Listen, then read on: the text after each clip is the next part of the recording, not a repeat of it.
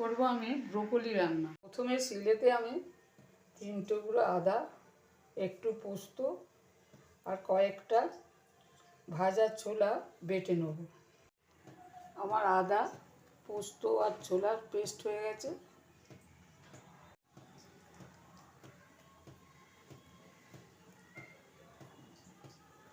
কড়াইতে জল বসিয়েছি, একটু নুন দিয়ে দিলাম। ব্রোকলিগুলো ছোট ছোট করে কেটে রেখেছি, এবার ওই জলেতে দিয়ে দিলাম।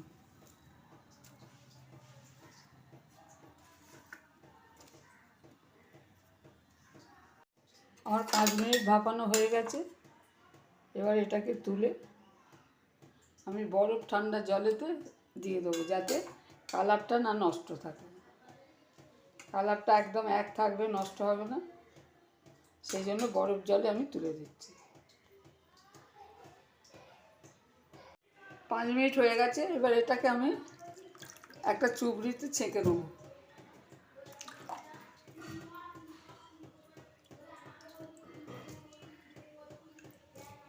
আমি এইটাকে ব্রোকলিগুলোকে ঠান্ডা জল থেকে তুলে চুবড়িতে ছেঁকে দিয়েছি। কড়াই বসেছি, সাদা তেল দিলাম।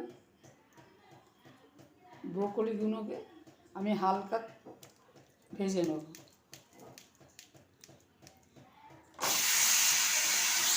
কাশ্মীরি লঙ্কা নিয়েছি 1 চামচ, এই চামচে 1/2 চামচ নিয়েছি গুঁড়ো লঙ্কা, বড় চামচে 2 চামচ দই নিয়েছি, 1 চামচ গুঁড়ো কাশ্মীরি লঙ্কা নিয়েছি, 1/2 চামচ গুঁড়ো লঙ্কা নিয়েছি, একটু হলুদ নিয়েছি।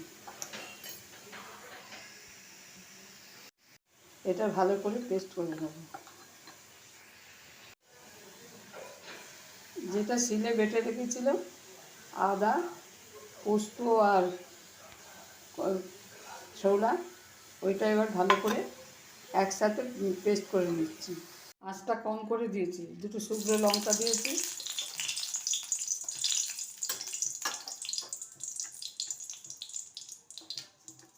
যে পেস্টটা এখন ভালো করে পেস্ট করে নিলাম, ওইটা অল্প আঁচে দিয়ে দিলাম। এবার বাটি থেকে একটু জল ধোয়া পেস্টে দিয়ে দেবো।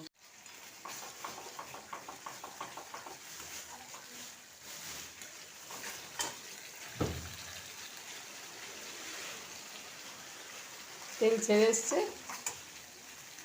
এটাকে আগে আমি অল্প জল দিলাম, কারণ এটা ছোলা বাটা আছে তো, ধরে যেতে পারে তলায়।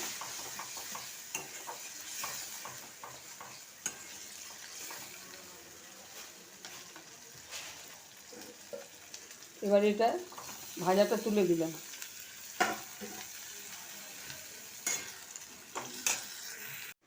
এটাকে আগে কষিয়ে নিচ্ছি।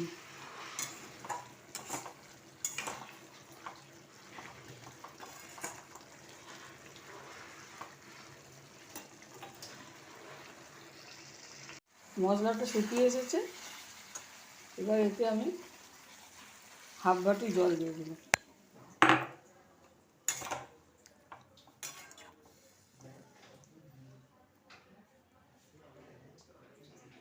এবার চাপা দিয়ে দেবো।